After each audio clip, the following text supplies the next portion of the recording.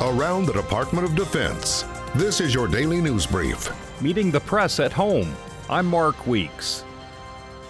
Speaking at a Pentagon news conference, Defense Secretary Dr. Mark Esper told reporters that he remains committed to the National Defense Strategy, its 3 lines of effort, and more. Building a more lethal force, strengthening our alliances and partnerships, and third, reforming the department for better business practices. And I added line of effort 4 for me, taking care of service members and their families. The Secretary said the strategy is a realistic response to real concerns around the world, and that Russia and China are actively working to challenge the United States to enable their geopolitical aspirations. It is clear that China is engaging in a deliberate strategy to undermine the stability of the region. It is clear the values and behaviors of the Chinese Communist Party do not align with the vast majority of states. Next week, I'll be traveling to Europe to meet with some of our NATO allies to discuss the U.S. posture in Europe and our ongoing efforts to deter Russian aggression. Secretary Esper also said he's excited about the activation of U.S. Space Command. To ensure the protection of America's interests in space, we must apply the necessary focus,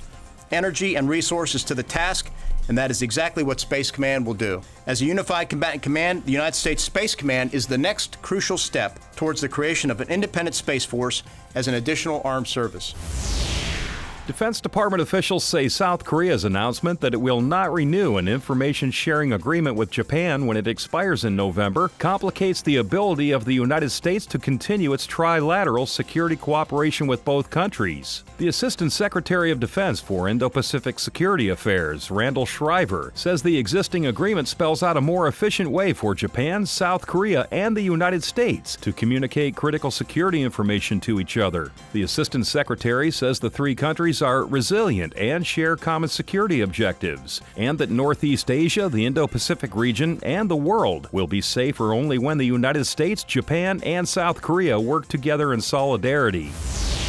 The National Museum of the United States Army will open to the public on June 4, 2020, and will be the first and only museum to tell the 244-year history of the U.S. Army in its entirety. Now under construction on a publicly accessible area of Fort Belvoir, Virginia, the museum will tell the Army's story through soldier stories, beginning with the earliest militias and continuing to the present day. In addition to the historic galleries, the museum's Army and Society Gallery will include stories of Army innovations and the symbolic relationship among the Army, its civilian government, and the American people. Public admission to the museum will be free of charge. That's your DoD News Brief. I'm Mark Weeks. You can find more stories about your military at defense.gov and by using hashtag KnowYourMil.